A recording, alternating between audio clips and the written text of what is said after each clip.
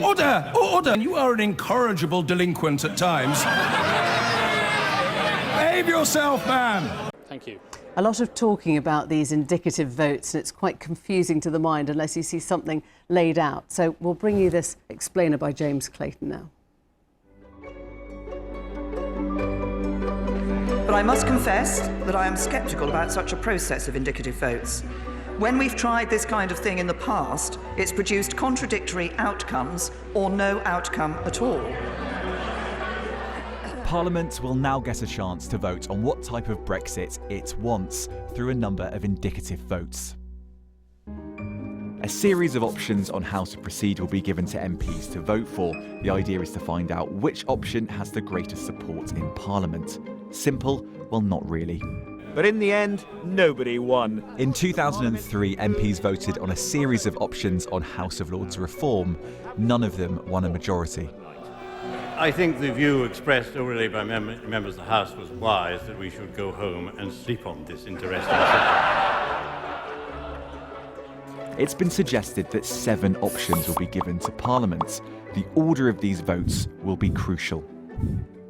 The sequencing of how motions might be voted on during indicative votes, so the order in which you might vote on, for example, the option of revoking Article 50, of no deal Brexit, of membership of the single market, it matters because some MPs, if their preferred option has already been rejected, they'll be more willing to support an alternative. So if you're a group of MPs who supports one option for leaving the EU, then you want your option to come last because you're more likely to be able to persuade other MPs to support it at the end of the series of votes. So who'll decide the order? Well, Ken Clarke has suggested MPs ranking their preferences. The order could also be chosen by the Speaker, although many in the Conservative Party worry that he's not a neutral arbiter. So far, many of these options have already been voted on. It's not at all clear that any have a parliamentary majority. For example, May's deal, no deal, and second referendum have already been defeated. Even if there is a majority for, say, a customs union, the votes are non-binding on the government. And considering many of these proposals would be contrary to the Conservative Party's own manifesto, would it really be credible for the government to pursue such policies? And then, of course, there's Europe. There's also the question of what the EU will be willing to negotiate. So if the Parliament approves something that actually the EU have already ruled out, it's very tricky for Theresa May to really go away and do anything with that, because we can sort of negotiate amongst ourselves in Westminster, but the key negotiating partner is in Brussels.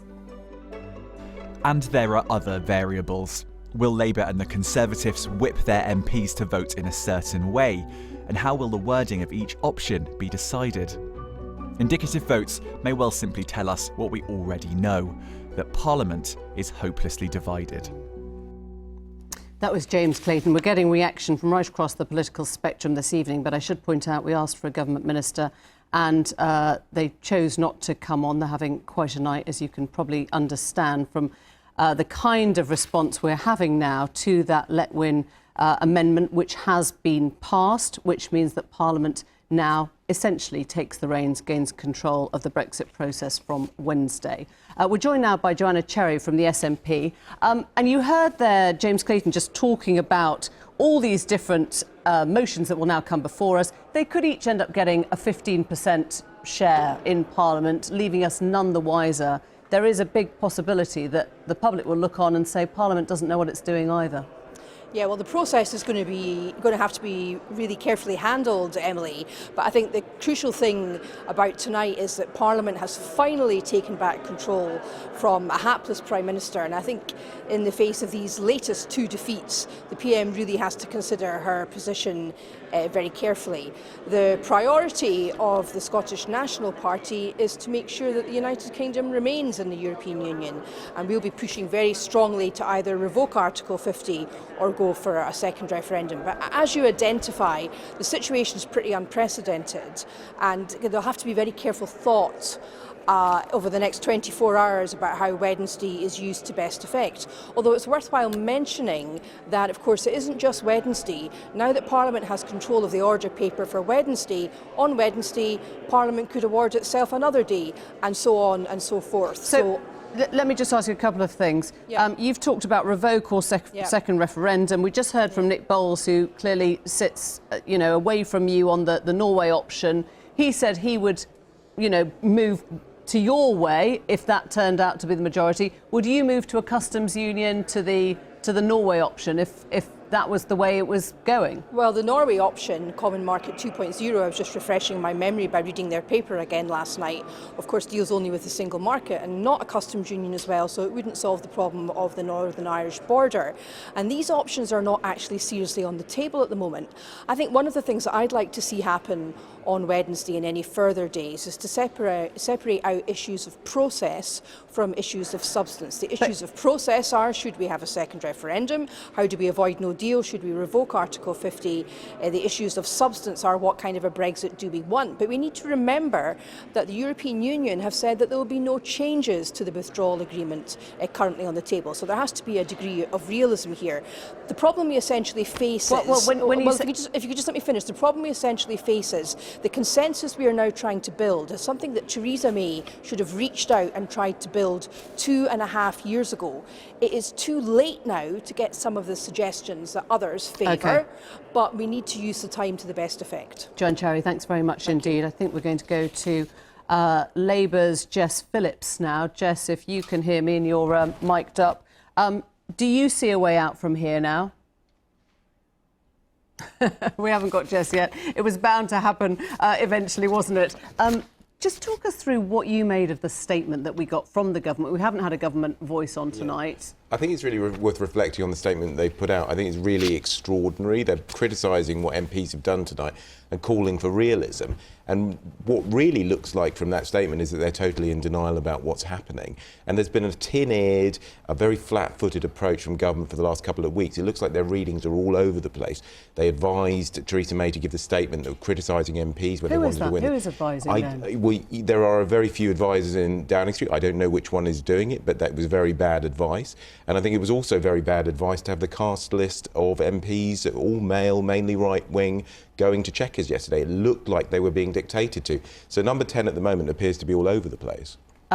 Jess Phillips, I think, is with us now. You probably wouldn't disagree with any of that, Jess. No, I totally agree. Do you see a way out of this one now, or is it just, Parliament's mess rather than the government's mess? I think that there's no obvious and clear path. There hasn't been a clear path for so long now. We're sort of used to muddy waters. But I do feel like something actually changed today for the first time in what seems like an age. I'm not entirely sure how the indicative voting system is going to work. I hope that there will be options to vote for more than one thing and then weigh it up. But it's not simple, that we haven't solved this yet. The same question that I put to Nick Bowles, to you on the Labour side.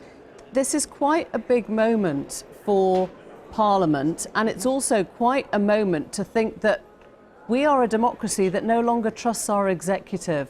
I wonder if that doesn't leave you feeling incredibly hollow, actually. I wish that I could give you bluster about how it doesn't bother me because I never liked them anyway, but that isn't how I feel. I've never felt as worried, actually, about the nation as I feel now. I remember feeling sick for the entire week after the referendum, and I feel that feeling again now. I have absolutely no faith in our executive. I think Theresa May has repeatedly failed to act with any leadership and now seems so bloody minded as to be completely lost. But she does still hold the reins in terms of what actually happens with Brussels. She does, and actually, the other day I thought, I'm just going to get on a train and go to Brussels and follow her there. I genuinely feel frightened about who is advising her, as the person in the studio was saying.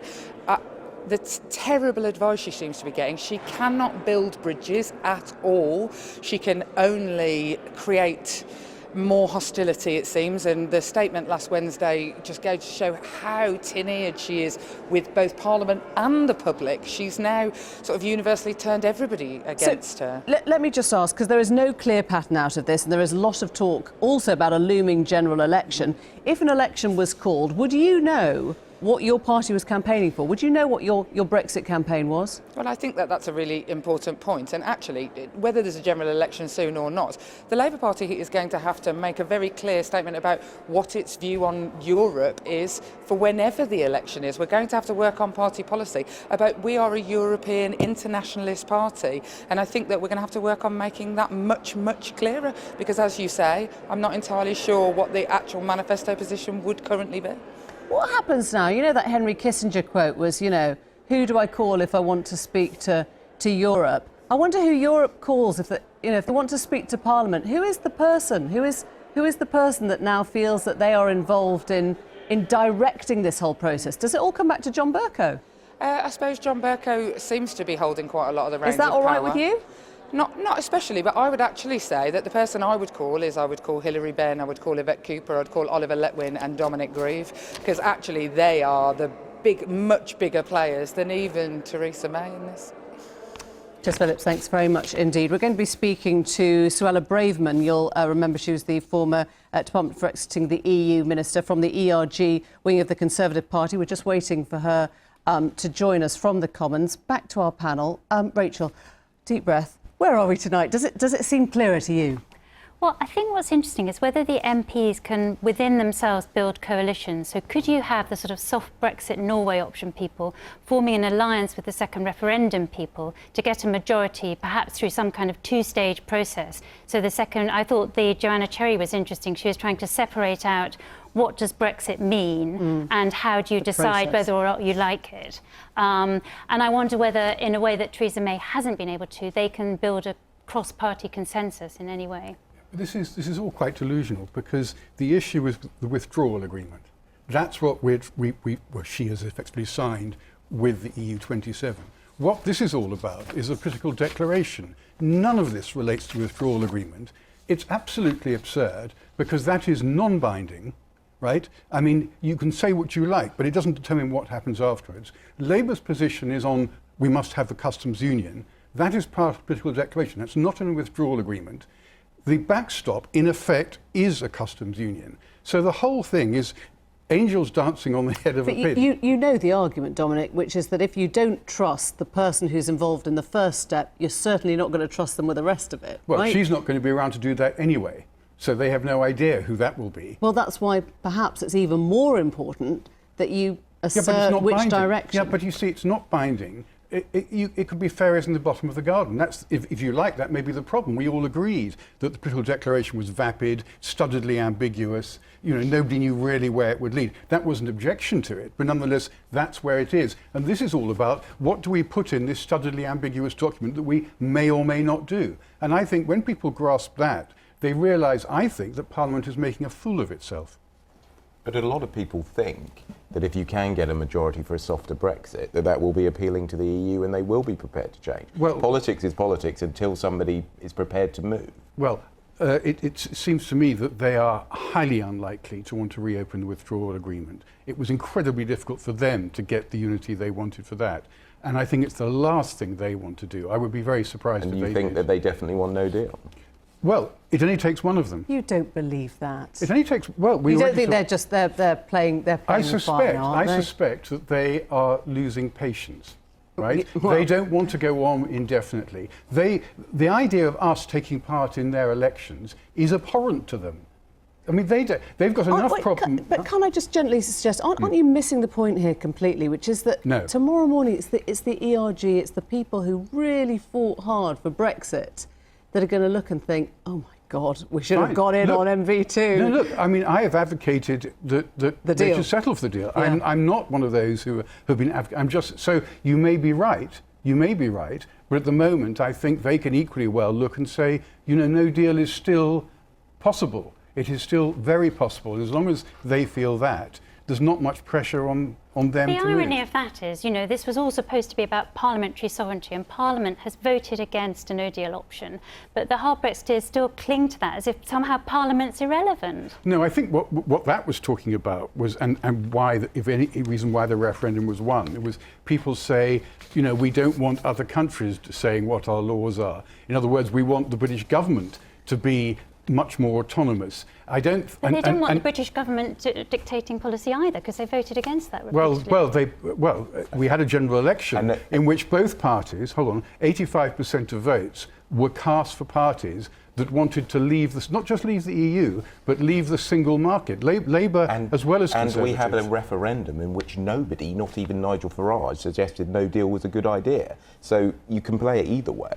The point is, actually, that people have been changing their minds all the way through. I mean, if you look at, for example, Mark Field, who voted to trigger Article 50 2 years ago, and then said last night, if the option came up, he would now revoke Article 50. Now, it's very hard, isn't it, to say, is that betrayal or is it compromise? They should presumably be listening to whoever is on the rise, Well, it was very interesting. You had they? Joanna Cherry advocating revocation, and I just thought, suppose there were a referendum in Scotland on leaving the UK, and things got a bit sticky. How would she like it if someone said, you know what, we should revoke the Scottish people's decision to leave the UK? It's astonishing hypocrisy. Look, we're going to come back. We're just going to cross now to Suella Braverman from the ERG wing of the Conservatives. Good to have you, Suella. Now, you were warned, weren't you, from the ERG that you were in danger of losing Brexit. I wonder if you're feeling that is happening now. Well, tonight's vote is obviously a very depressing development. Essentially, we've seen MPs, I voted against this motion, but a majority of MPs vote to take priority over government business. It's a parliamentary massacre, I would say, actually, and MPs, where we know there's a majority against Brexit, unfortunately a majority of MPs who don't want to respect the referendum, who don't want to honour their promises of manifesto pledges, are seeking to overturn that, and it's unacceptable. To be fair, the massacre was of, if you like, Theresa May's deal or no deal. And, you stand as somebody who said, I'm not going to accept Theresa May's deal, and I don't want to softer Brexit, so I'll go for no deal. I mean, that's what they've ruled against. You have to take it as it comes. Well, they haven't ruled against that tonight.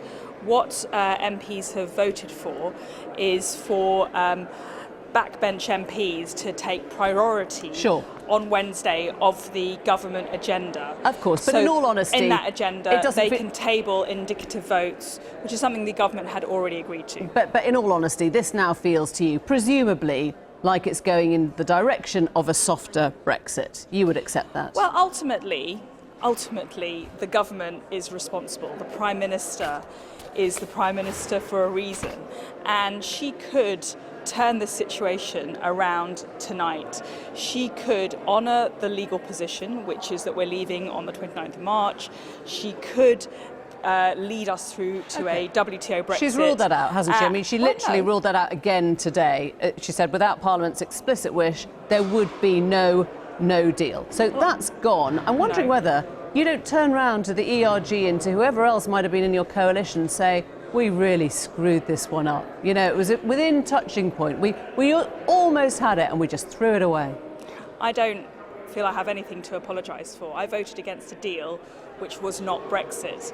It was a deal that would lock us into the customs union, into the single market, and would annex Northern Ireland. That was totally unacceptable, and it was not what people expected from the referendum, nor what I promised to voters who voted to leave in 2016. What do you say to your constituents when you go back, tonight or at the weekend? What do you say to your constituents who are saying, what happens if we don't get Brexit now? How do you explain that one to them? Yeah, well, I can say, and I can look them in the eye and say I voted against a deal which purported to be Brexit, but underneath the surface, underneath the bonnet, was not Brexit.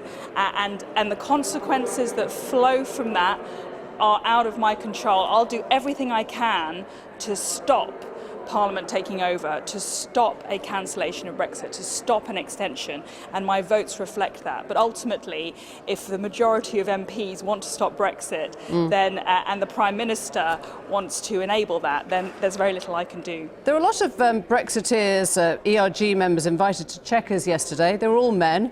Did you get the call up? Did you feel anything when you saw that sight of them all? I didn't get the call up, but for me, it didn't really bother me, to be honest. I don't really look at things through a lens of gender.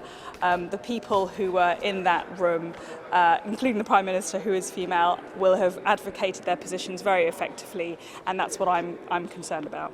Suella Braverman, thank you very much. Thanks for joining us. Back to our panel. Rachel, you've got a really interesting piece out tomorrow, your column, which is basically saying that civil servants are now watching their back. They think that the government is constantly talking about the position of the Tory party, not the country, in all their Brexit negotiations. Yeah, I had a readout of the meeting, the minutes of last week's cabinet meeting on last Tuesday, where apparently more than 5 times the conversation, the debate was framed in terms of the Conservative Party rather than the government. Now, this is pretty extraordinary for a non-political cabinet meeting, minuted by the cabinet secretary. And there was one moment where the discussion was summarised as, you know, it would be damaging to the Conservative Party if Brexit wasn't delivered. It would be difficult for the Conservative Party if, you know, the Conservative Party wants to win an election, it wants to win local councillors, so Brexit has to go ahead. And you think the civil servants are taking minutes because this is all going into the public inquiry? The way it was described to me was it's extraordinary how many mentions of the Conservative Party are now included in cabinet minutes, and imagine how that's going to look in 10 years' time in the Chilcot inquiry into Brexit. Will David Cameron be worried about the public inquiry? I don't think so. I mean, he called the referendum in good faith, and a lot of people are unhappy about the fact that he did that. But Planning? I think he'll have a... I mean, that's what it came back to with Iraq, wasn't it? No planning, no preparation for, you know, I mean, happens. I always just think this is the biggest of red herrings. The fact is we've had over 2.5 years since the referendum. The idea that any planning that David Cameron and Jeremy Haywood did before the referendum would be accepted in any way by a subsequent government or the Brexiteers is just ridiculous. And there have been 2.5 years to plan. So I just think that's a really bogus argument. Well, also, they didn't expect to lose the referendum.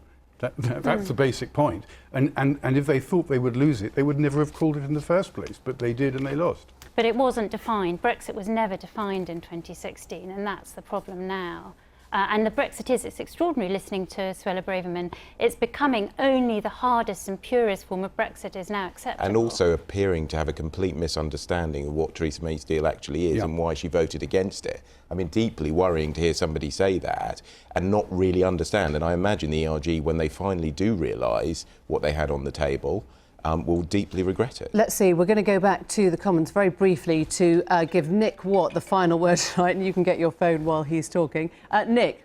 Yes, I've just spoken to a Leave Cabinet Minister who said Parliament has now become a madhouse, but this minister has not given up on the Prime Minister's deal going through or no deal going through, because the key date is the 12th of April. That's when the UK goes out if the deal hasn't gone through, and at that point the UK would have to have a conversation with the EU about extending for a longer time if it doesn't want to go out. This minister said to me, taking part in the European parliamentary elections would be suicide for both Labour and the Conservatives. So at that point, we're back to deal or no deal. Yeah, I bet the EU can't wait to have another conversation with us. Nick, any more resignations? Are we expecting any more this evening? Well, we know that 3 members of the government payroll, Alistair Burt, Richard Harrington and Steve Bryan, have resigned. Absolutely confirmed about Richard Harrington, pretty clear Alistair Burt has resigned, but waiting to hear what's happened with Steve Bryan.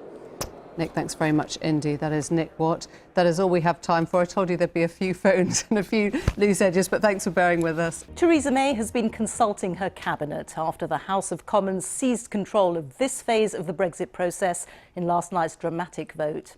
MPs will tomorrow be presented with a series of options on the way ahead, but ministers say they can't guarantee any outcome will be binding on the government. MPs have twice said they don't want Mrs May's deal, but they haven't yet said what they do want. This is an opportunity to do just that. They could vote on around 7 options for how to proceed. Those may include closer links to the EU than what's proposed, a no-deal Brexit, or cancelling Brexit entirely.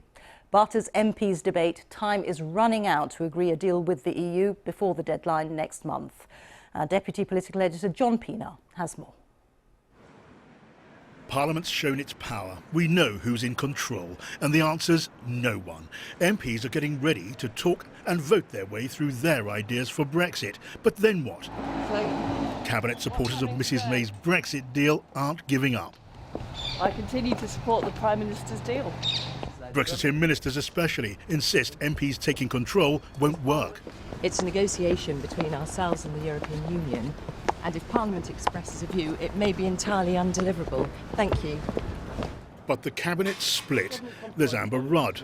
Looking forward to cabinet. Thank you. She's backing Mrs May's deal, but wants freedom for Tories to vote as they choose. Do you want the soft Brexit? Others, like David Gauke on the left, he's demanding the same. Some junior ministers are saying privately they'll rebel and resign if they have to. Today, Mrs May kept them all guessing. One who quit the government and voted to give MPs a choice between Brexit plans stood by his decision. I think Brexit should happen in the right way, which is leaving, but leaving on good terms with the best possible opportunity of a good future with the EU.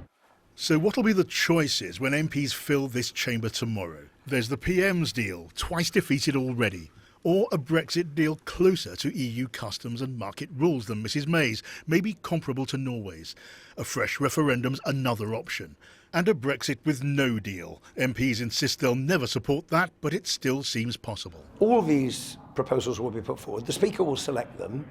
They will then be put on a ballot paper, and that will be handed to MPs, and will be asked to indicate yes or no to each one of them, and MPs can vote for as many of the ideas as they're prepared to support. Still, the battle over Mrs May's deal goes on. Some rebels have backed away, but not enough.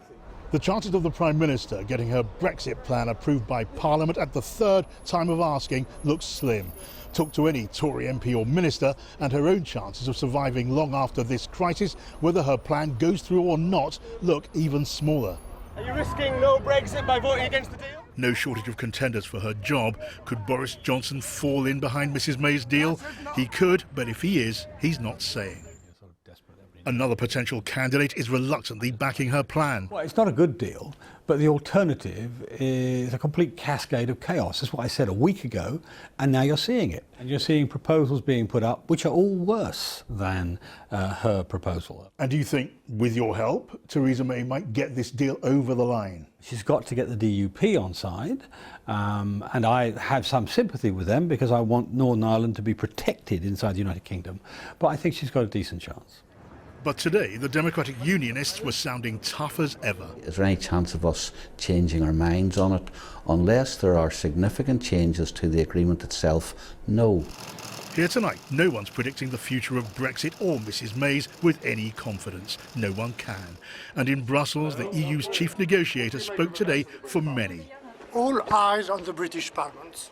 Unusually for any comment on Brexit, no one's disagreeing with that tonight. John Pienaar, BBC News, Westminster. Well, it's almost 3 years now since the UK voted in favour of leaving the EU. But the original departure date of March the 29th has been delayed and the government is searching for a way forward. So what do voters now think about Brexit? Major new research came out today on that question. Our home editor Mark Easton went to Worcester to discuss the findings with people he spoke to during the campaign in 2016. Worcester has won a reputation as a bellwether for what the public thinks. True to form, at the referendum, its vote for leave almost exactly mirrored the result across England. I think we're definitely better. During the campaign, I came to Worcester's Cap and Gown pub, where a Brexit hustings drew local activists from both sides of the argument. Do not wish to join the single market. Almost 3 years on, and I've invited the participants of that Brexit debate back to the pub to see what they think now. Arguing for leave at the 2016 hustings was former UKIP stalwart Peter Jewell. I think for the first 12 months it will be chaotic. No, perhaps that's an exaggeration. It will be difficult. Thereafter, this country will flourish. Local businessman Richard Bourne was a passionate Remainer. I would like to stay because it's better for my business, in my opinion. But just tell me what we're going to do. You sound absolutely at the end of your tether. I am. I lose sleep over it. William Oliver, who campaigned for Brexit, says his business has suffered since the referendum. I think the way it's been handled is terrible. It's causing indecision for investments. The people I supply in the construction industry, because of the uncertainty, decisions are being put back. The disillusionment of activists on both sides of the Brexit debate is reflected in the latest research from the British Social Attitude Survey. According to the poll, 81% of people think the government has handled Brexit badly.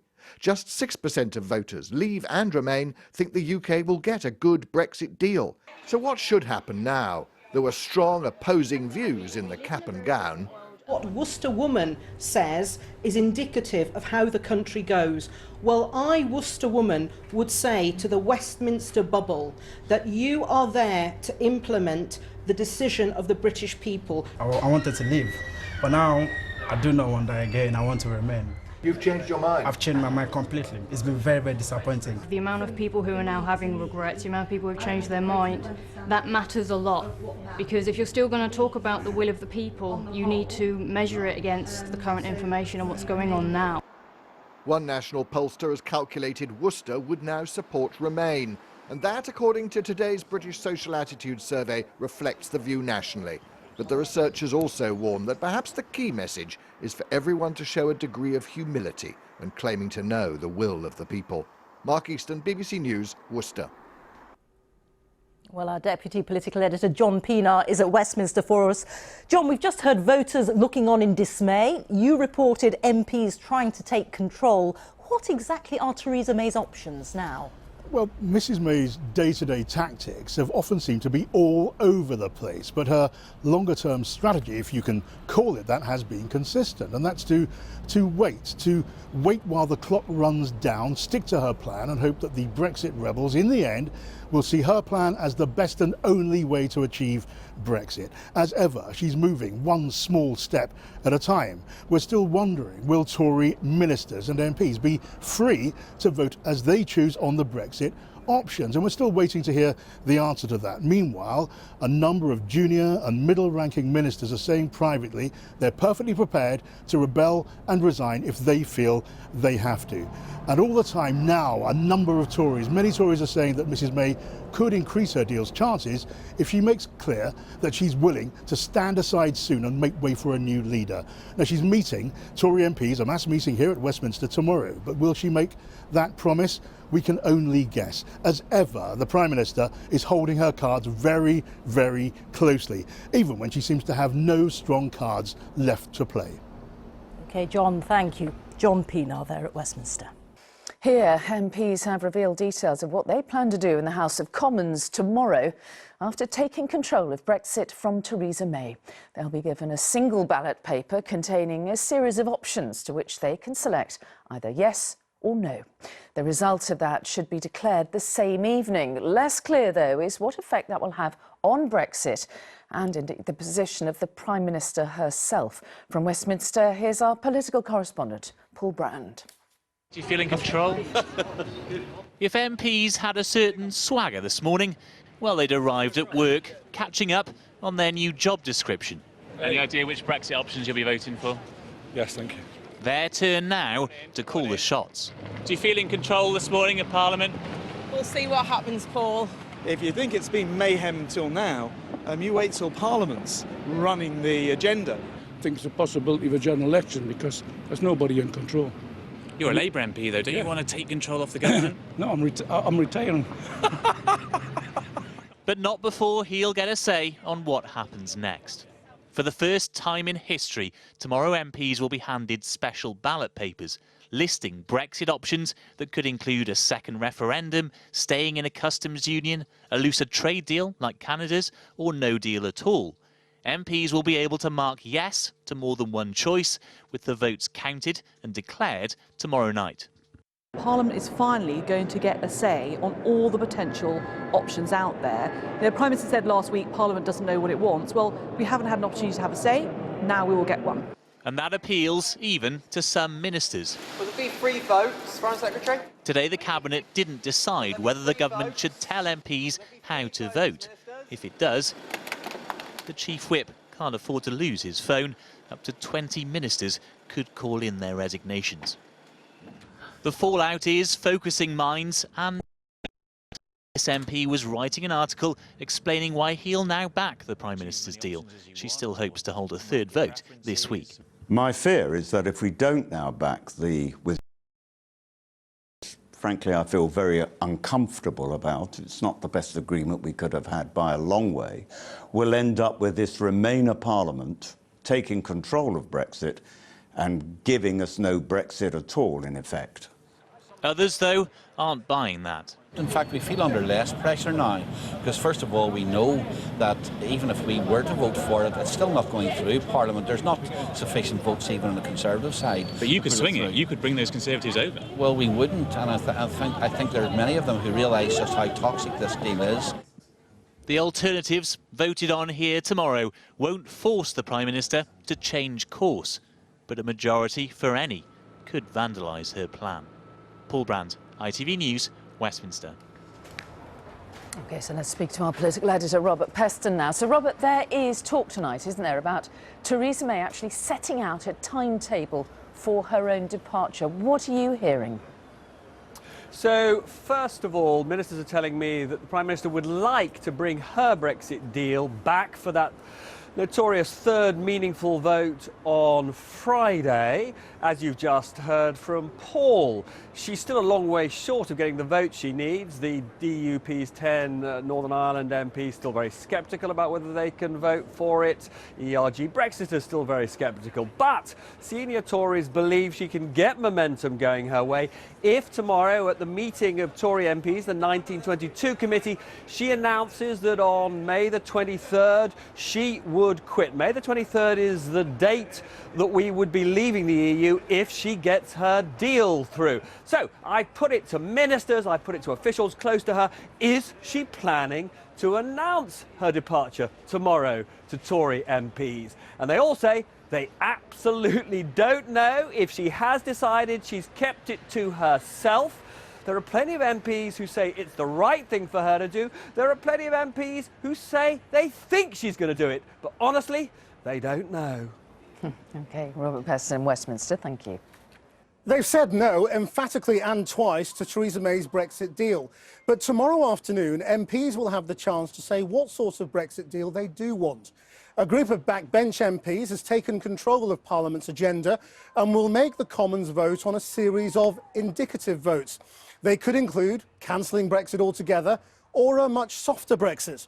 There are signs tonight that, faced with that prospect, some Tory Brexiters have decided to back Theresa May's deal after all. They might yet get a third vote on it this week. Our political editor, Gary Gibbon, is with me now. Gary. This time tomorrow night, the talking will have stopped about those indicative motions that you're talking about, and MPs will be voting in a way they don't normally vote. The House of Commons will be paused for half an hour and they'll be filling in ballot papers. As you know, they normally walk through the division lobbies, and each ballot paper will have on it an option, quite a lot of spiel about what the option is, a few names of who's recommending it, and a yes or a no.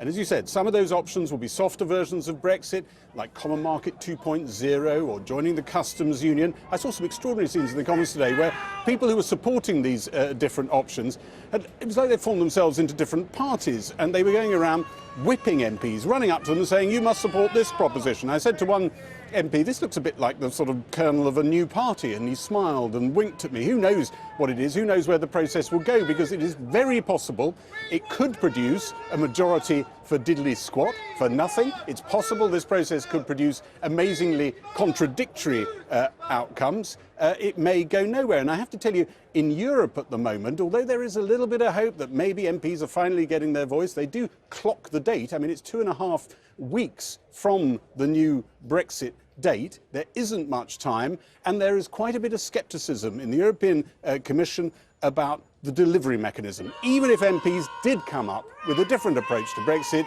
is this government willing, capable of actually implementing something like that without self-destructing? Does it have the will to do it? Could it even do it if it wanted to? Now, this all brings us back, of course, to the Prime Minister and her durability. At 2 hours before we go on air tomorrow night, she'll have gone to the 1922 backbench committee of Tory MPs. They'll be waiting for her to signal, many of them, that she is going, and in not too much time. We don't know whether she's going there in order to say that. Some people think she might, in order to help one last push of her meaningful vote getting over the line. But they'll be questioning her about that, probing her about that, You say, quite rightly, there's a trickle of supporters coming her way, including, it seems, Jacob Rees-Mogg, but at the moment, nothing like enough. Here's how the eve of the first attempt at indicative votes in Parliament went. Hello. Good afternoon. What do you make of events in the British Parliament? All eyes on the British Parliament. The EU's Brexit negotiator Michel Barnier at the European Parliament today, speaking for many there and here as Westminster begins a great innovation. The ayes to the right, 329. The noes to the left, 302. Last night's defeat for the government means that MPs will tomorrow have ballots on a range of options, which could include cancelling Brexit and will definitely include much softer forms of Brexit than the Prime Minister has said are acceptable. The Business Minister, Richard Harrington, was one of 3 ministers who resigned to back the deal. Labour MPs lined up to congratulate him after the vote. He believes if the Prime Minister doesn't grant a free vote to ministers who want to back different approaches tomorrow, she faces a wave of resignations. If Theresa May doesn't grant a free vote for this process that is now going to kick off tomorrow, where Parliament looks for a new solution, what happens in the Tory party, do you think? Well, I think she will have to grant free votes, Gary, because I think there'll be so many resignations, including probably cabinet ministers, I've thought, that the position would be unsustainable. You know exactly how many resignations could be lurking because you subscribe to any number of WhatsApp groups and a certain few important ones. It's sort of in the 15 to 20 area, is it? I would say that's a fair assessment. Today, some cabinet ministers pressed for a free vote, but the Prime Minister didn't yield ground. The great constitutional experiment of backbenchers taking over what the government would normally do, initiating policy on the greatest strategic question of recent times, kicks off tomorrow. Parliament will set out its views, but as government we can't necessarily deliver on it. As the Prime Minister has always been clear, it's a negotiation between ourselves and the European Union, and if Parliament expresses a view, it may be entirely undeliverable. Thank you. Until 4 months ago, Nicky Da Costa worked for Theresa May in Number 10. Let's say something does emerge from this voting process tomorrow. What's the guarantee the government actually adopts it, and what happens if it doesn't? There's a standoff. There's no guarantee that the government has to adopt it. It would still be a resolution, unless, as has also been threatened, they also take time to then put it into legislation. Now that's going to take a couple of weeks, because remember, it's not just about putting it through the Commons, it's then taking it to the Lords and then back and forth from there. So that's a little bit of a lengthy process. Given that we've got an April 12th deadline, there are questions on that. The mandate could be for something that the Prime Minister is adamant she won't implement and this government won't implement, and even if she wanted to, her government would fall apart. What happens then? Well, it could be, and if it was the case, Gary, we'd have to see. I have no idea. But you're putting a lot of chips on this. You resigned your position in order to go down this route. Some people say it leads to a government of national unity, to a general election. What's your bet? Oh, I don't know. It could be a government of national unity type arrangement. If it's called that, fine. I mean, I have read a little bit about the period in the between the First and Second World Wars. We've had it before. When MPs fill in their ballot papers tomorrow saying yes or no to different approaches to Brexit, it's possible nothing wins. But voices in the EU sound like they know what they want to hear. What we hope now is that after the approval of the Letwin Amendment, there will be a cross-party cooperation and there will be a cross-party majority for a close relationship between the EU and UK. And we can put that their proposal easily, I think, if it is a good proposal naturally, into the political declaration and even upgrade these political declarations.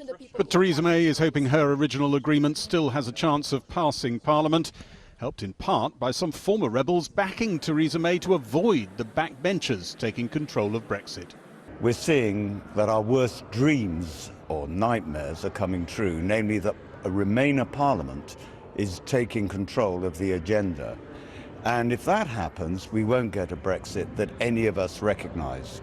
And I think the only way now to preempt it is to vote for the agreement. Not everyone is singing that tune, and there are still too many voices like this one for Theresa May to call that vote with any comfort. Which noun best sums up the actions of the Prime Minister towards implementing the referendum?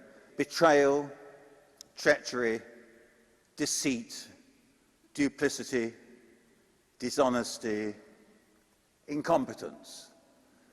But actually, my favourite is chicanery. Britain might once have expected to be joining this gathering in Paris, Europe's leaders hosting China's President Xi. The EU will be watching Westminster's indicative votes tomorrow closely, but wondering even if this process does come up with an agreed approach, is there a government willing to implement it? And also some indications that Boris Johnson may be shifting his position in a public meeting. He is saying he's not there yet on the deal, but he is suggesting that there's a risk that if you vote it down again, there's an appreciable and growing sense that we will not leave at all. So maybe some movement on him as well now. Joining me here is the Conservative MP Alistair Burt, who resigned as Foreign Office Minister last night. What is it that you could vote for tomorrow, now in these indicative votes, that you couldn't have done as a government minister? Well, firstly, I don't know what the whipping would have been if the government had decided to put a whip on for government members. I argued yesterday in private that we needed free votes, because to find actually what Parliament really wants, you've got to allow everyone an opportunity to do that. So I don't know what the whipping would have been. I hope there'll be a free vote situation, then I will be free to vote for whatever alternative I think is reasonable. And but what are those? I mean, let's go through those different options. Well, I mean, I start because I was a supporter of the Prime Minister's deal. I was as a minister. I am now. I wasn't supporting it because I was a minister. I think leaving the EU with a sensible agreement and an opportunity for a new future is the right way to go. Now, because could you also support Common Market 2.0? Yes, I could. So I start from a position as someone who wanted to stay in the EU when that was an option, that almost anything else is suboptimal. So any of those, I'm fine. Single market, absolutely, customs union, absolutely. all those options. What about a referendum? I'm relaxed. No, I don't want to see another referendum, and I wouldn't vote for a vote, because I don't think that's where Parliament is either. I think Parliament should be in a position to say we are going to leave, but we want to leave on good terms, because that's the right way for Britain to go in the future. Boris Johnson appears to be shifting ground. Jacob Rees-Mogg has. Do you think this could actually get through in the end? I think it's possible when colleagues see what the alternatives might be, and I suppose that was always likely to happen when you got down to the very end, and colleagues' minds may begin to move a bit. Who knows? I think that the deal was a perfectly valid one. If colleagues would like to join in that and get it over the line, I think that would be a good thing. Do you think it would make a difference if tomorrow evening at 5 o'clock Theresa May goes in and announces she's going to step down next week or very soon? I don't know. Would that help get it over the line? It wouldn't. It doesn't help me in any way, because that was never an issue for me. It might be an issue for some, but I think the substance of what is being argued about. If that's the cost, if that's what it takes to win over the final Brexiteers for a deal that you support, do you think she should lay down her job? It's difficult for me to put myself in their way of thinking, knowing everything about what the deals are about, the substance of the deal, the opportunity that if you get the first part, you can then have a say on the second part. There's no second phase unless you voted for the beginning. I'm not sure. To me, the Prime Minister's leadership isn't called into question in that. It may be for some others, so that's a judgment that she'll have to make. If a Brexiteer like Boris Johnson becomes leader of the Conservative Party, can somebody like you stay in it? Yes, of course I can. As an MP? Yes, I don't see any reason why not. Could you join his government? That would be a question of whether Boris asked me. Remember, I worked with him before. And I don't think we're in any way sort of close to that sort of speculation. Boris is a colleague.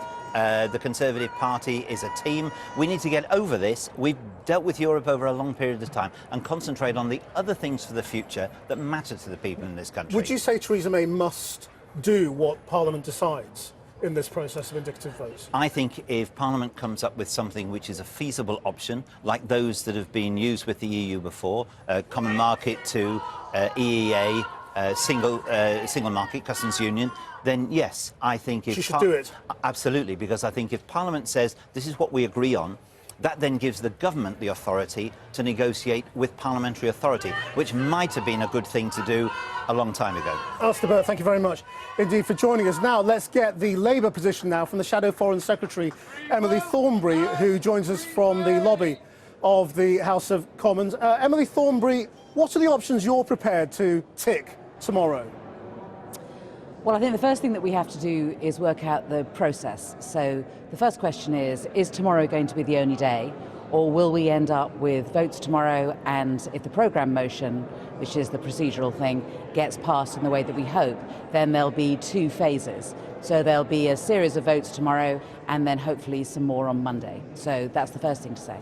So then tomorrow what we'll be doing is we will be voting for things which we think will be best for protecting the economy and jobs, and essentially will get the most progressive outcomes. Now obviously number 1 on the list will be our motion, which sets out what our policy is and has always been. So that's obviously one that we would support. We would support one that simply says that we should be in the customs union, because that's in line with what we've always said, and I said 2.5 years ago when I did Prime Minister's questions. So the Prime Minister's deal plus customs union gets a tick?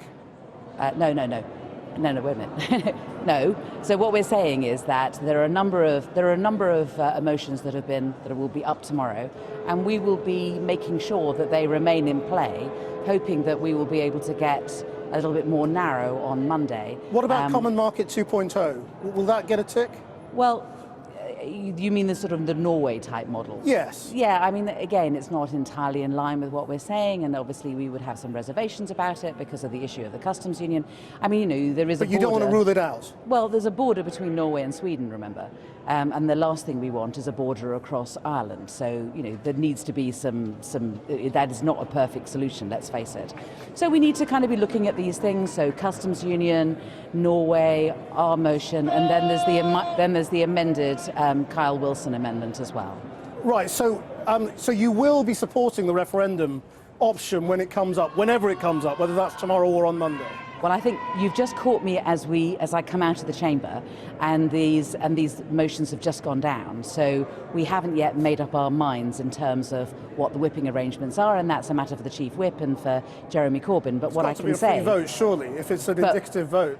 But what I can say is that there is a strong argument in favour of the amended Kyle Wilson motion, because what it says is that any deal that's agreed by Parliament is by definition, let's face it, after all this time, is highly controversial. Right. And so what we say is that it should be subject to a public lock. Right, Anything what about a free which passes vote tomorrow? Will Labour MPs get a free vote to say what they think? Well, as I say, the whipping arrangements have yet to be made officially by the Chief Whip and by the leader of the Labour Party. I can give you the arguments in favour of the 4 that I have, and I'm trying to be as helpful as I can. But you're catching me early, and I'm just telling you what I'm able to tell you. Right, well look, if Parliament over the next few days comes to some agreement, let's say for the sake of argument it's a Norway-style deal, how does that happen? Who is the Prime Minister that's supposed to put that through with the European Union when Theresa May's so against it? Tell me about it. I mean, that's another issue altogether, isn't it? I mean, I have to say, I did think that the scales were finally falling from the eyes of the Conservatives this weekend when they got all those men in grey suits to Chequers. I thought they were going to get rid of her because, frankly, let's face it, she's painted herself so much into a corner that, Parliament can't, as a whole, all 650 MPs, we can't all get on the Eurostar and go and start negotiating with Europe. We have to do it through the executive, and that's led by, at the moment, by Theresa May. But she is so wedded to her red line, she's so wedded to her, it's my deal or the highway, that frankly it will be very difficult. I mean, let's be realistic.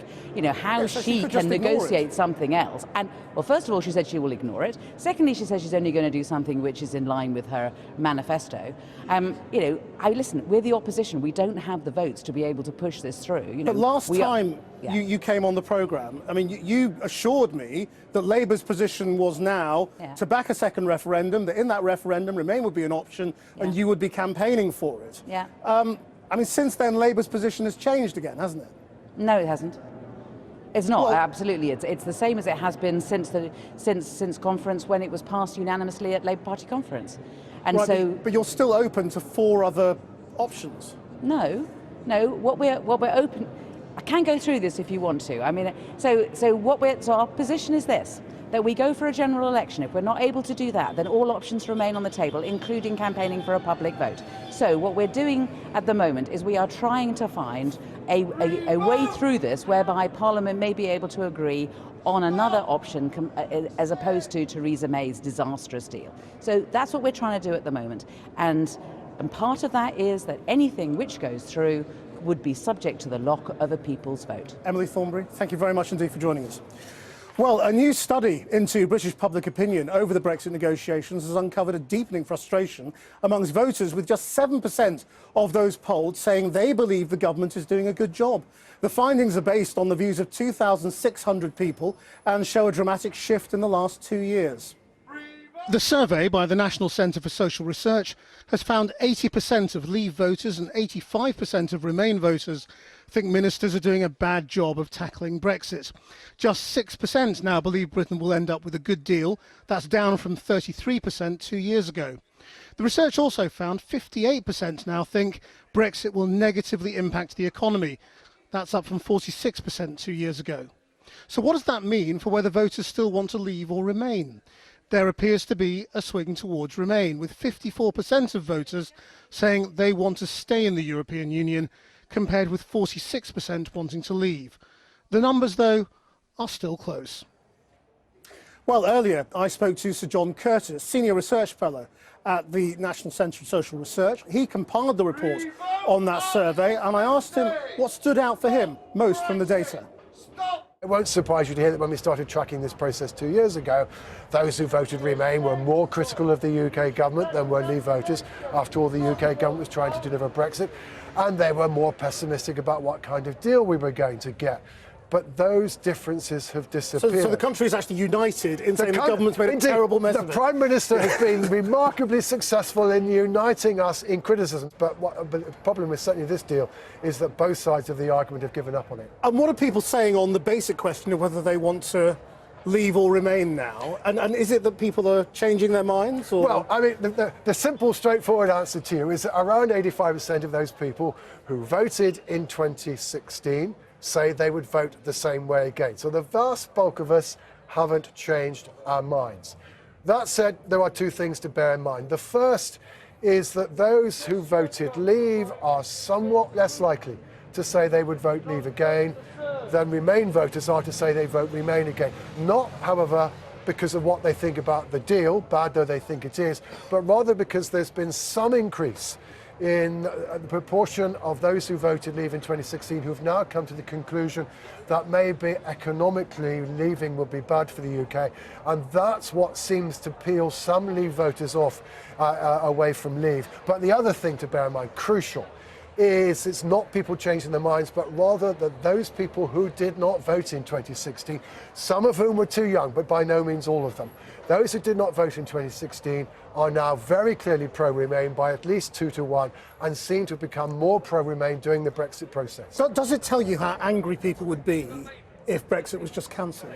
No, it doesn't, but I think what we do know, not from our research, but we know from lots of other polling data, and one of the reasons why Brexit is difficult to deal with is that, yes, the most popular preference amongst those who voted Remain is to hold another referendum in the hope and expectation that we would change our minds, which, frankly, if that just meant revoking Article 50, they'd be happy with that.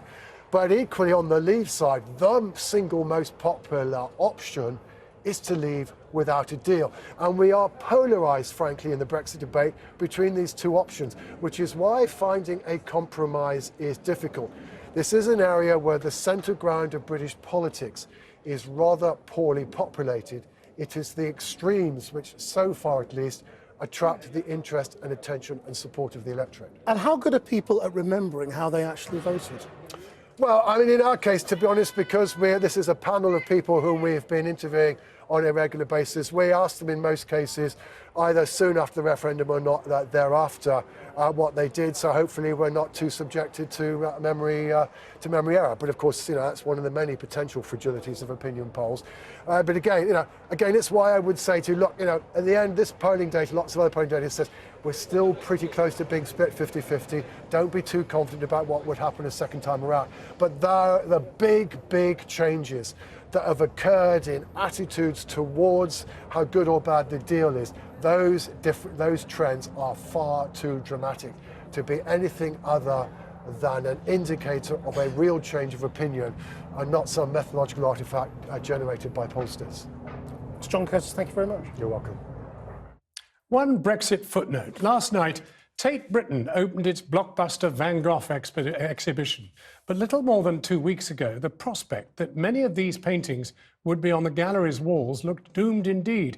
Amid Brexit uncertainty, the gallery suddenly faced a huge problem in transporting 15 of these priceless pieces from Europe to Britain. The threat of Brexit rendered lenders terrified. First, the problem of shipping them back. Secondly, the fear that they might be subject to massive new post-Brexit duty payments. With just days to go, the opening, the Dutch government offered to bundle the whole lot into their diplomatic bag, spiriting them to London duty-free and promising to get them back the same way. Of course, the bag is not a bag. It's a diplomatic nicety, which can at times hide a multitude of sins or a joyous bundle of some of the most beautiful pictures in the world. Where MPs will be voting on a series of Brexit options tomorrow after they seized control of the agenda from the government. Everything from a softer Brexit to no Brexit at all will be voted on if chosen by the Speaker, John Bercow. Well, the Conservative MP Ben Bradley is in the House of Commons. He voted to remain, then became a Brexiteer, then voted against the deal, then voted for the deal, then said he'd struggle to back the deal again, but now says he will back the deal. Ben Bradley, why do you get to change your mind? I haven't changed my mind. I voted Remain in the referendum. What you've laid out there is a series of votes voting differently, but trying to achieve the same option. The thing I've been trying to achieve since day one. So you voted against the deal and for the deal? To try and achieve the same option. The thing that I've been trying to do since day one is to get us out on the date that we promised. Back in January, we had the time and the political capital to be able to go back and seek further improvements. We got some improvements, not everything that we would have hoped for, but now it's come to the point where we don't have that time and capital, which means the deal is the same, but actually the circumstances surrounding it are very different. My intention in terms of voting for the deal the second time round was to get us out on the 29th of March, and if more colleagues had done the same, we might have achieved that. So, I'm perfectly comfortable with my position, which I feel has been consistent, actually. So, really? Okay, well, I mean, are you now in favour of Brexit? Yes, I am in favour of Brexit. I said I voted to remain in the referendum as a better the devil you know scenario. I've never been pro-European, but it was pretty clear to me that leaving was going to be tough. And that's been proved to be absolutely correct. But during my time as a Member of Parliament, I've consistently voted to leave at the first possible opportunity. Well, you did vote against the deal, so you didn't vote to leave at the first possible opportunity. Well, the circumstances have changed, so you get to that point, we can argue the deal about is the same, the stuff around it has The changed. circumstances around it have changed. The point is you get to change your mind, and you don't want anybody else to get the chance to change their mind. The idea that a second referendum, which I assume is what you're referring to, would be any more straightforward, any more fact-based, any better from a campaign point of view than the first one is just not reality. What, because the same people who lied before would lie again? Well, quite possibly so. I mean, there is no... this is the modern world we live in, the 21st century. If you want to get a story out there, you can get it out there. The saying is that the lie gets around the world before the truth is put on its shoes. That is often the case. The idea that we can have a more sensible debate in a second referendum is just nonsense. What we need to do is deliver on the first referendum. There's no point asking the question again if we haven't delivered the first time. Do you want Theresa May to say she will quit tomorrow when she addresses the parliamentary party? I think that the practical reality of the situation is that she is not going to get the numbers for her deal if she doesn't, to be honest. I've spoken to a number of colleagues trying to convince them to get us out at the first possible opportunity. That's what my constituents expect. Now that is the deal. Previously it has been no deal, which is why my vote has changed, but now that is the deal. From speaking to colleagues, I think that is a key factor in their decision whether to back it or not. Could you vote for a softer Brexit, though? I mean, there are Brexiteers like George Eustace saying that they would support Norway as an option. Having been a Remainer who's now a Brexiteer, would Norway be a good compromise for you? Could you tick that tomorrow as well? But it's not likely to happen, and the only way we're going to get to that scenario is if we end up with long extensions, standing in European elections, things that will be totally unacceptable to my electorate, which was 71% leave. We are where we are now, and we can argue about how things could have been different or better, but actually we are in a situation now where it is take the deal and get one foot out of the door on the 12th of April, or we're looking at a long extension into Christmas and beyond, where we might be able to discuss that, but I think we will have totally lost the trust of the electorate by then. Ben Bradley, thank you very much indeed. Well, joining me here now is Anand Menon, director of the think tank UK and a Changing Europe. Let's just talk about the indicative votes. Suppose nothing comes out of them, they can't agree. what happens? Well, I think it depends how nothing comes out of them. If something comes across as being miles ahead, like if there's far more support from the customs union than for anything else, you might be able to turn around and say, Parliament is backing this, let's take this forward. And Oliver Letwin yesterday in Parliament made it clear that he sees this as a process in several stages. But if, as you say, nothing emerges clearly, then actually what might end up happening is the Prime Minister comes out of this strengthened, because she can go back to Parliament with her deal for that third meaningful vote and say, look, you had an opportunity, you've been going on for ages about having a chance to express your preference, you have expressed your preference, there's nothing you like, so actually what you need to do is vote for this. What if they coalesce around Norway or a Common Market 2.0, single market and customs union? Could this government take that forward? Well, the Prime Minister has already made it clear that she won't feel bound by anything that is decided tomorrow, and I think the danger she faces with a softer sort of Brexit is the danger of splitting her party. So I think the short answer is only with the greatest difficulty. I'd be surprised if this Prime Minister did it, and my hunch is they would rather end up going for an election than doing that. So in a standoff between MPs and Downing Street, we're just at gridlock and the only thing we can do is an election? Probably, yes. I mean, there are several ways around that. One is to take away the withdrawal agreement and separate it from the political declaration and say to Parliament, we can mess with the political declaration about the future, which isn't binding. You just have to vote through the withdrawal agreement. That's one tactic the government might use. We now know that the Kyle Wilson amendment, which is this idea of a confirmatory vote on whatever deal goes through, has been laid tomorrow as an option. So it's likely to be one of the things they get to vote for.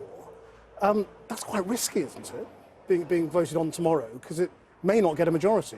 Is it dead then? Well, one of the defining features about Brexit is that nothing ever dies. All those options that have been voted down over and over again, they keep coming back. I mean, it's like zombie options. But I think that the movers of the motion thought if they didn't do it tomorrow, it would look terrible, and they need to start building support for that referendum, because the problem supporters of a referendum have now is there just doesn't seem to be that groundswell of support in Parliament yet. And I think the argument is you get it on the order paper, you talk about it in Parliament, you start building up support, and crucially, you start ratcheting up the pressure on Jeremy Corbyn to make his MPs back it. Anna Menon, thank you very much. We're at a point where one carefully chosen word or phrase can throw the entire Brexit process into a whole new direction. And today's came just now from the arch-Brexiteer Jacob Rees Mogg, who has confirmed he'll back May's deal, telling the Mail if the DUP support it, he'll follow. He's come a long way. It was only December that he told me nothing would persuade him. The big question now is, will he bring the rest of the Brexiteers with him? The ERG group seem currently divided on the issue. We'll hear their various perspectives in a moment. But if the Prime Minister still believes she can bring her deal back to the Commons, it's those numbers that will decide if it stands or falls. Let's hear from our political editor, first of all, Nick Watt. 82,000. Once so simple, now elusive. A deal to enact the largest vote in British history. As Parliament threatens to impose its will, Brexiteers are naming their price to save Theresa May's deal. Signal the end of your premiership. Tomorrow night, Theresa May will appear before her MPs in a large room off this corridor. A staunch Brexiteer told me that if she uses that meeting to set a date for her departure, then they would support her deal. Finally, we would have a skin in the game in the next stage of the negotiations with the EU. This Brexiteer told me. The archpriest of the Brexiteers is on the move. I've always thought that no deal is better than Mrs May's deal, but Mrs May's deal is better than not leaving at all. Sort of stopping blocking the deal. And the man hoping to inherit the crown has been pondering at an event staged by his other employer. I think there is now an appreciable risk, an appreciable and growing risk, that we will not leave at all. And that is the risk. And that we will fail to achieve escape velocity. Brexiteers who've been trying to drum up support for the Prime Minister's deal say a departure date would help. If she delivers the withdrawal agreement, she will have done a great job. She'll have been a Prime Minister during some of our most difficult days. She'll have delivered Brexit and taken us out of the EU. And then the right thing for her to do at that point would be to announce a date, an imminent date, when she's going to stand down. I think if she does lay out a timetable for her departure, that will actually help some colleagues come on side for the deal. I think it's a very strange thing when people on the one hand argue it's all about the detail, and then on the other say, well, it's all about the personality. So I don't particularly like people tying their support for this deal to the Prime Minister's future, but there is no doubt, talking to some colleagues, that if they think there is the timetable in which it will be somebody else who will be negotiating the next phase of Brexit, that will help some of them vote for the withdrawal agreement. Even if the bulk of Brexiteers came on board, the Prime Minister still has a mountain to climb after 75 Tory MPs rebelled in the last meaningful vote. Between 10 and 20 Brexiteers, plus a handful of pro-European Tories, are still expected to reject her deal. In the most promising scenario, it's expected that the DUP would abstain.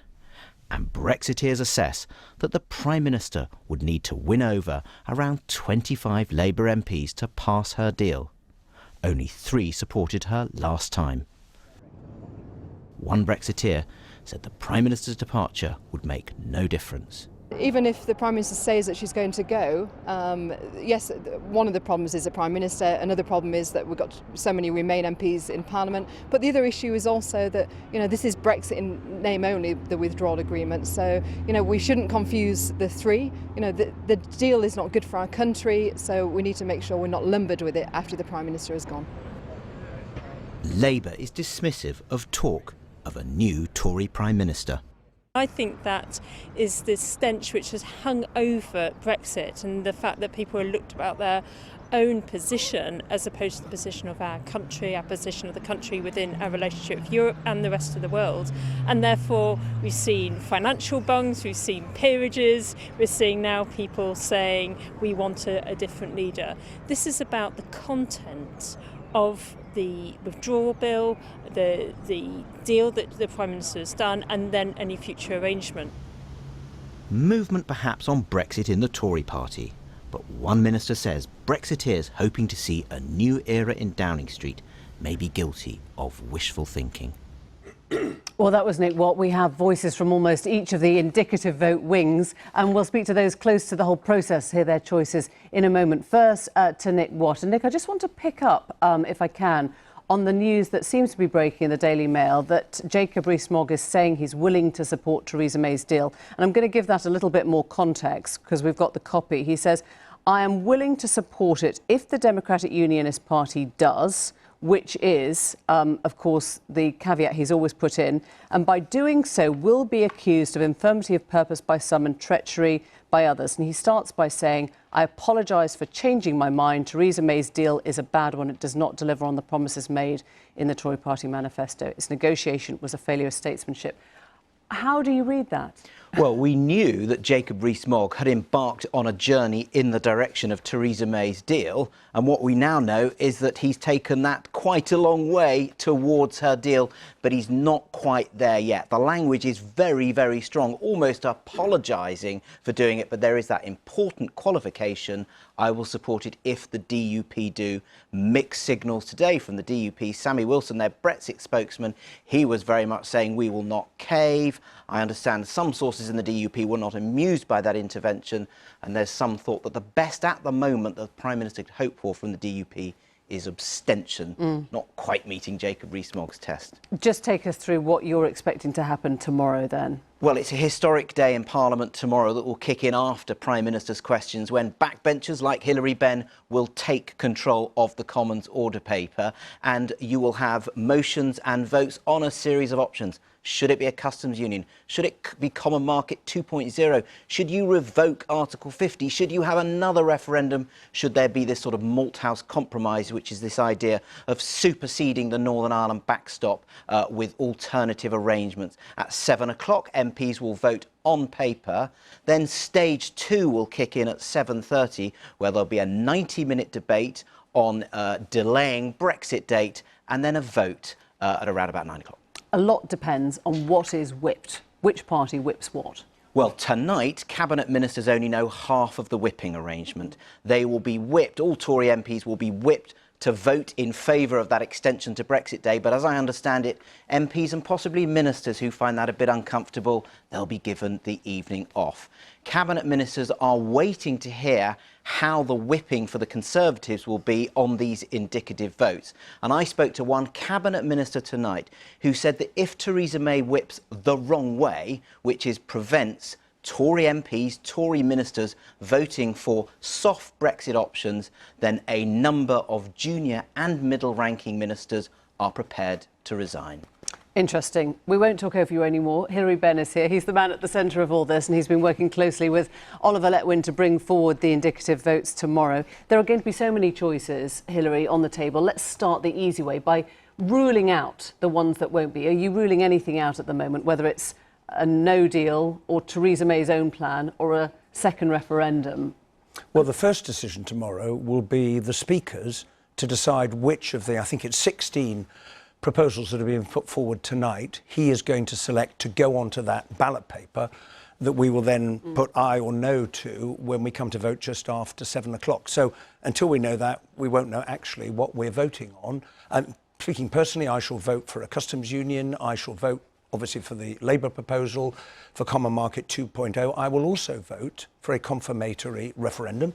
Other MPs will vote in different ways. I will reject again leaving with no deal. So could he rule out anything at this stage definitively? Could he say we'll take no deal off, or we'll take the second referendum? The Speaker's selection is final, and you don't question the decision of the referee, but that is the Speaker's job to decide. There are two customs union motions, for example, so I suspect he probably only picked one, but it's his choice. And we should just explain that the maths of this, which is that you can vote, as you've said, more than once. Yeah. There's a chance of conflicting options that could have the same level of support, right? So you could have 60% voting for customs union and 60% voting for a Canada Plus deal, which would be a harder Brexit than Theresa May's. It is possible, but we have to remember, why are we at this point? Why did Parliament vote on Monday to engage in this historic process? Because the government deal has been defeated twice. Understood. I know, and therefore we have to take responsibility for attempting to find a way forward. And tomorrow is only the first stage, because the other bit of the business motion will seek to book a slot for Monday. And after the result tomorrow night, MPs can look at what the figures are and say, well, here's some that clearly have got more support than others. Can we get the participants... Why don't you just make it preferential straight away? What's the downside of that? The reason for indicative votes is you're saying to MPs, look, we're stuck. Is this a direction in which you're prepared to go? You're not signing up in stone permanently for that option. So we're trying to find out where should we be looking for a potential compromise. And then potentially when we get to next week, maybe you would get to the stage where you're asking people to rank in order. And we had a Labour MP on the programme last night who name-checked you, along with Oliver Letwin, as being the leaders who would take this deal into Brussels. I mean, do you see yourself as the Labour's de facto leader in this process? No. Because what we're trying to do is to show the Prime Minister, whose deal has failed to command support, that there is a potential alternative way forward. Now, this only works if the Prime Minister is prepared to compromise. Now, sadly, the story of the last 2 3/4 years is that she's shown no willingness at all to compromise, which is why we're in this terrible mess, the crisis facing the country, with 16 days to go. So you don't actually ever expect to be the negotiators with Brussels? You don't ever expect it to get to a place where you are saying, we have found something that looks like compromise and resolution, and we know that the Prime Minister won't support us, we're going to get it through? Because that was the impression that Nick Bowles gave me last night. Well, that is not the plan. I want the Prime Minister to look at what we might be able to agree on and say, OK, I'm prepared to move. That is what good leadership is. Unfortunately, there hasn't been any of it since this whole process began. Are there any, in terms of good leadership, gentle huddles, whipping? Are you sort of popping round to MPs and saying it'd be really helpful if you know, put your name on this and an eye to this? Just about every MP is talking to almost every other MP, but the formal whipping arrangements are for the party whips. The important thing about tomorrow, Emily, is that MPs should vote for options that they would be prepared to live with, and to vote for as many of them. And if they all stay on the table, if they all get 12%, 50% or 60%? But then we'll have to work that out. But you know what? It's not an argument for not trying to take responsibility. Hilary Benn, thank you very much indeed. We're joined now by Steve Bryan, who resigned last night as the Health Minister, ERG member Shailesh Vara, who resigned as Northern Ireland Minister at the same time as Dominic Raab, and the Labour MP for Midlothian, Danielle Rowley, who I don't think has resigned at all yet. So you're all welcome. Steve, what's the best thing that could come out of this process tomorrow? A compromise. I think we have to remember that we are here because Parliament's been very clear it doesn't want to leave without a withdrawal agreement, otherwise known as no deal. Now, you can wish that away as many times as you like, and I voted last night when I resigned for the Margaret Beckett amendment, which said that Parliament doesn't want to leave with no deal. But you can't wish it away. You can only get rid of it by having a deal. Now, I prefer the Prime Minister's deal. I voted for it twice, and I would vote for it again. Well, but you voted for it twice, and then you moved in an act that works against her. So, in a sense, you have helped those who want her to fail. It doesn't have the support of the House. Now, I'm sort of slightly irritated by the sort of psychodrama around what Jacob will or will not do. He's only one MP in the House of Commons, good a friend as he is. So the House doesn't want no deal. He's only important because she is depending on him and his ilk to get her deal through. But you know that she could have turned to Labour and she hasn't. She has made him important, but you not us. yourself has said that the ERG do not move as one. And so, therefore, they are individuals, as we are in that. We're about to, yeah. So just to complete the point, you need a deal. Now, if her deal isn't going to get through, then we have to start looking for a plan B. And in my view, we should have done this some time ago. Of course. And that is a failing, presumably, of her leadership. Yeah, it is a failing, exactly, of the executive. But it's also the fact that we're living in a hung parliament. And in a hung parliament, the executive does not have the power that a Thatcher or a Blair did with their big majorities. And so she knows that, and she's known that for 2 years. So you've got to reach across the aisle. Right. And, you know, I was prepared to leave a job that I loved last night in order to force that issue. And they should be free votes tomorrow because they're only indicative votes. Your leaving basically says she should go, that there's nothing left for her as a leader. Not at all. I don't think she has to lose control of Brexit at all tomorrow, Emily. I think actually how she responds to what the House comes up with tomorrow could help her. We could come up with a solution that allows her to go to Brussels, because what she's wanted now for ages is to be able to say, here's a majority in the House of Commons. It's certainly what the EU want to hear. So there could be a majority in the House, certainly by the end of Monday, for something that is a compromise, that is a majority. Nick Watt was suggesting that if ministers were whipped against their will, then they would resign. He's Junior right. ministers. You know. I do know. How many? Who are they? It's north of a dozen. And 12 ministers? I would suggest so, yes. And I have said privately and publicly that I think they should be free votes because they're not indicative votes unless if they're whipped, then they're only as indicative as good as the whipping is. They're not actually indicative votes. MPs should be free to vote as they see fit for the future of this country. This is bigger than all of us. It's bigger than the parties. It's country first. And, you know, I took a decision last night that I think proves that. Is this a rolling strategy to put pressure on her, these resignations? Or you know her, I mean, you had to go through with your resignation. Presumably you think this 12 are prepared to go through with? I do. I don't think it's so much as a rolling strategy. I think basically what we've got to do is come up with a plan B because, you know, we can't just keep going round and round this same circle, expecting to limp over the line with this deal. And, you know, if the Prime Minister's deal goes through, then happy days. But if it doesn't, then, you know, we are coming up against the cliff edge on April the 12th. And Parliament's been very clear it doesn't want to leave with no deal, and I don't. I don't think it's in the national interest to do so. I hear your search for a plan B. I'm also very aware that in Winchester, in your constituency, the petition had, 15,000 or so of your constituents calling to revoke Article 50. So, I mean, that could break you at the next general election with your majority as it stands. So is this the point at which the will of the people is more about having to earn your constituents' faith, trust? Look, I think I've said many, many times that I regret the result of the referendum, but I respect the result of the referendum, and I stood on a manifesto that said we would do that. I think it is now up to Parliament to surprise the people. I think, you know, people out there, your viewers, think that Parliament is finished, is busted flush, can't do this, can't solve this. I think that we can pleasantly surprise them, and I will be working cross-party with anybody from Jacob to Hilary to try and find a solution to this. And if that's the Prime Minister's deal, great. If it's another deal, then equally great, because we need to leave with an agreement in place and then we can move on to talk about the future relationship and all the other domestic issues, which when I do talk to the Prime Minister, she talks about that as much as Brexit. Steve Bryan, thanks. Shailesh Arora has been very polite. You didn't come in there at all, but clear us up from this confusion, if you can. Jacob Rees-Mogg sounds like he's made the leap already now. Yes, he says he's waiting for the DUP, but he's also done an apology for changing his mind. Do you follow him? Before I come to what I'm going to do or not do, can I just clarify what the ERG is? Because there's a huge amount of misunderstanding out there and everybody is in the business of knocking the ERG. Excuse me. I think it's important to recognise that what the ERG want to do is to respect the 17.4 million people in the biggest democratic exercise in the UK's history, respect their decision, and also to honour the manifesto commitment upon which we stood. That. I'm just asking you a very direct question. Are you going to follow Jacob Rees-Mogg? I honestly don't know, because I don't like the deal that we've got at the moment. As you know, I voted against it twice.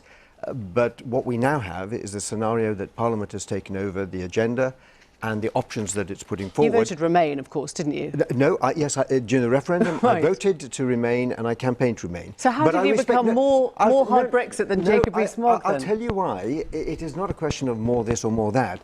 It is a question of respecting a decision taken in a democratic vote. It is also recognising that 80% of the MPs, myself being one of them, in Parliament, stood on manifestos saying that we would deliver. He's anticipated that he will be accused of treachery by some and accused of infirmity of purpose by others. Is that where you see him? I mean, is he jumping ship? I'm not going to talk about Jacob Rees-Mogg. I'm going to talk because this issue is far bigger than one member of Parliament. And I think what we need to recognise here is that what Parliament is doing by taking over and presenting all these other options is that the vast majority of them, not all of them, the vast majority are actually worse than the withdrawal agreement. So it may well be that people like myself who have voted against the withdrawal agreement on 2 occasions, in my case also resigned as a minister, we might find ourselves having to vote for the least bad choice. And that's not something that is going to be easy. I have to reflect on it. But Emily, the other thing is, the agreement may not come... I put it to you, you have been outmanoeuvred. It's as simple as that you've been talking about Europe opening the withdrawal agreement, you've been talking about the move, we've been talking about removing the backstop. You have simply been outmanoeuvred by something not shifting your way. He's recognised that and he doesn't want to lose Brexit. And you're still sitting there saying, I'm not sure. Well, my understanding is that he hasn't said that. He's still waiting on the DUP. So let's just wait and see what's going to happen with Jacob. But as far as I'm concerned... Are you being whipped by the DUP? Are they your party whip now? No, they are not, Emily. But you haven't even addressed the issue of whether the withdrawal agreement is coming back to Parliament. The Speaker has said that he wants to see quote, substantive, unquote, changes to the existing deal. And you've just said that the deal remains unchanged. So on that basis, the deal may not come back to Parliament. Danielle, if it does come back to Parliament, you've already gained your power, I guess, as a backbench MP now. Do you think Labour's should be whipped tomorrow? I think that it's so important that we've got these votes tomorrow. We've talked about it coming down to voting on what we can get behind rather than constantly being focused on what Parliament doesn't support. Yeah. And I think that's so important. I was out on the doorstep at the weekend speaking to people in my constituency, and they kept saying, well, we hear what you don't want all the time. What does Parliament want? Because we're not going to find a way forward until you agree on something. So I think tomorrow having the opportunity to look at a lot of different options, to really explore them. So that opportunity means you can't have a whip, because if you're whipped, then you will never ever find out what people truly believe, right?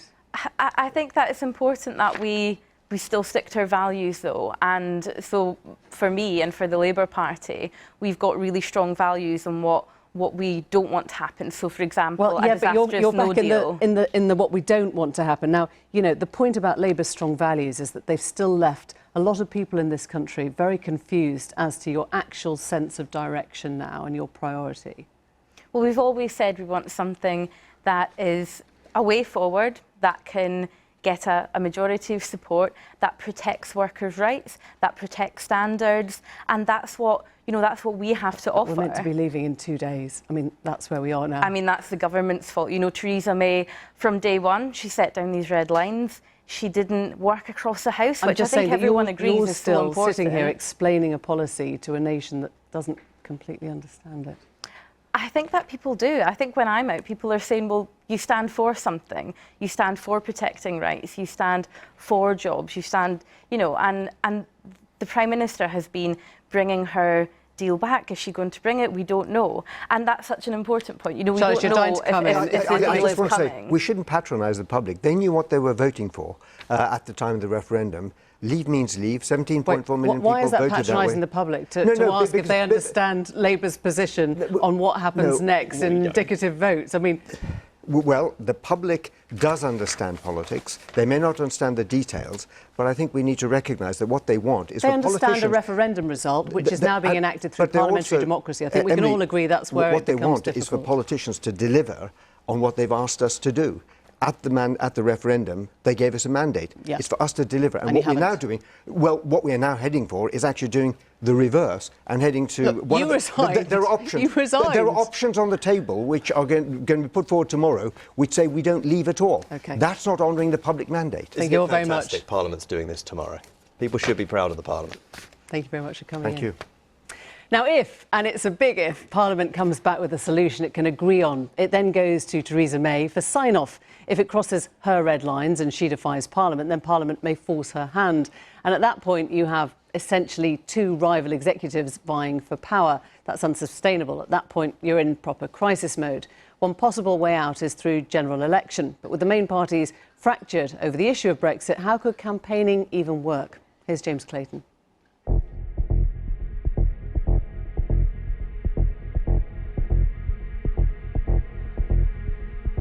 2 years ago, Theresa May had a brainwave. Call an election, dissolve Parliament and increase her majority. It failed spectacularly. Incredibly, there's now speculation that an election could be her way out of this mess.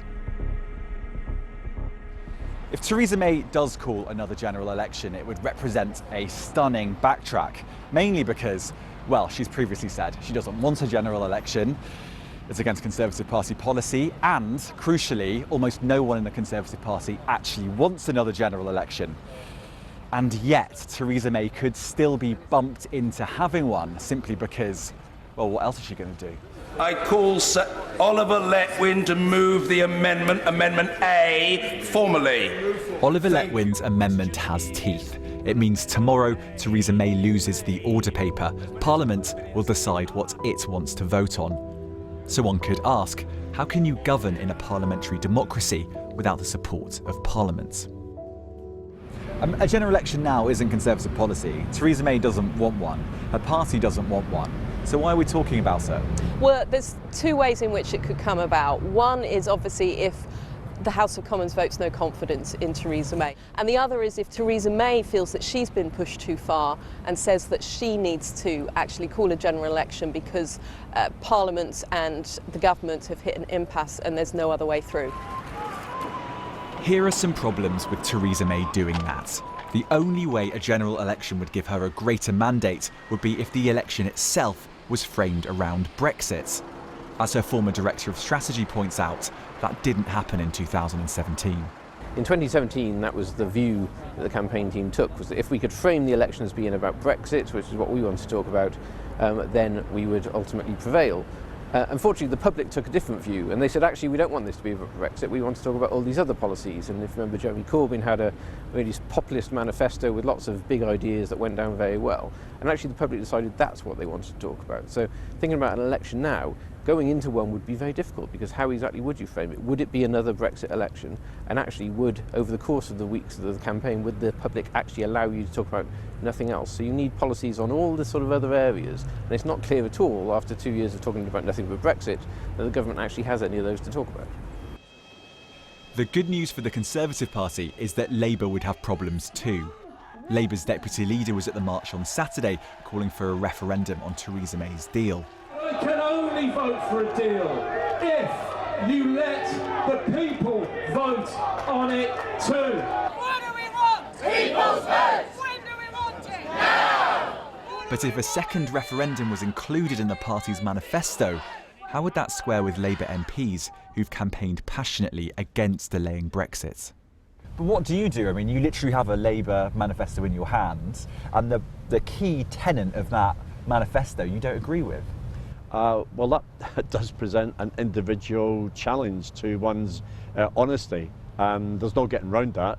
What individuals do will be very much up to them. And quite clearly there are difficulties for people both in the Conservative Party and the Labour Party. In that instance, framing a manifesto for a snap election, which, if it all melts down this week, is obviously much more likely than it has been for a long time, is going to be really difficult. As for the Conservative Party manifesto, well, it's difficult to see how any wording on Brexit could placate a deeply divided party.